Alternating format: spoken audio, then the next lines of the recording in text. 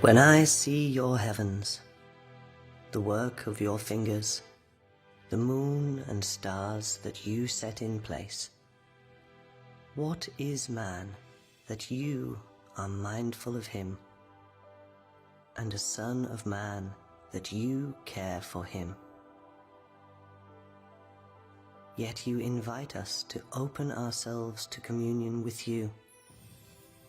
In accordance with your promise, your final words in the Gospel of Matthew, I am with you, always, until the end of the age.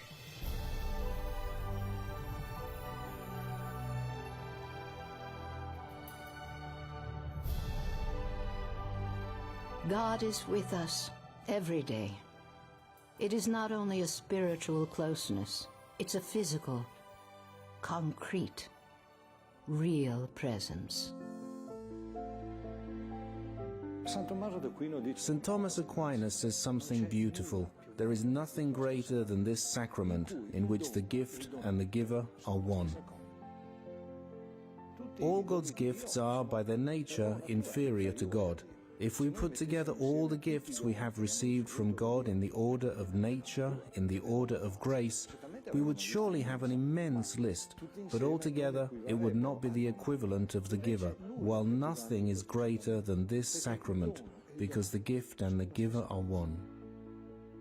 At the moment of consecration, the substance of bread becomes the body of Christ, and the substance of wine, his blood. It is the transubstantiation, the passage of substance. This youth struck our community too, because I remember in the period when he came to Assisi, some friars said to me, "Enzo, do you know Carlo? He spends a lot of time in Eucharistic adoration."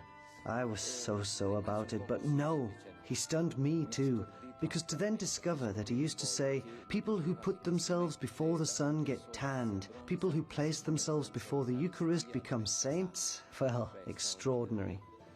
Carlo could experience hands-on what are, unfortunately, the contradictions that currently exist in the Church. That is where, for example, youths might attend catechism class and receive confirmation, but then no longer go to Mass. So he came to have this wish to present a little more historically what were episodes, miracles, mainly prodigies, signs, that the Lord has wished to give us over the centuries, where he really wanted to show that in the consecrated bread and wine, there truly, actually is his genuine live presence. Carlo used to say that we are far luckier than those living 2,000 years ago near Jesus, because those living in Jesus' times were often hindered from seeing him because of space and time. It was not easy to approach Jesus because he was surrounded by crowds.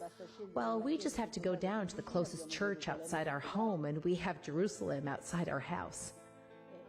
Carlo was amazed how today you can stand in line for kilometers to go and see a rock singer or an actor or a football match, and then there are no such lines before the tabernacle.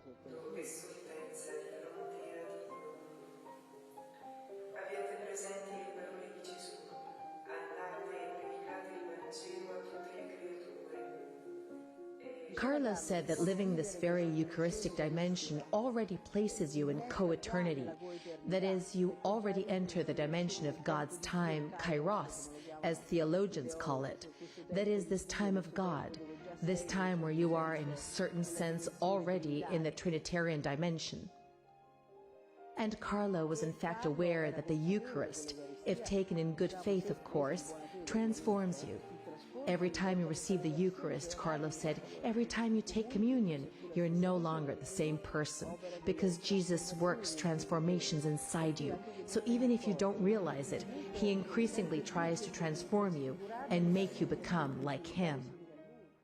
And that is from the EWTN documentary, I Am With You. And Father, Carlo Acutis, a remarkable young man, died in 2006, just beatified. A real role model for young people today, especially in social media and technology. The Bishop Emeritus, Bishop Robert Baker, who ordained me back in 2013, even before he was beatified, would constantly, when he would go around to confirmations, he would hold up Carlo Acutis as a model for young people.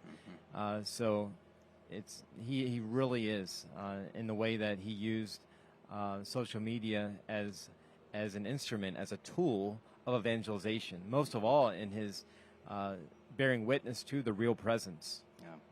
Well, it is a gorgeous day here in Budapest, Hungary, as we await the start of Holy Mass and the Eucharistic procession from Kossuth Square. That's going to then proceed all the way to here at Heroes Square. We're going to take a short break as our coverage continues of the 52nd International Eucharistic Congress from Budapest, Hungary.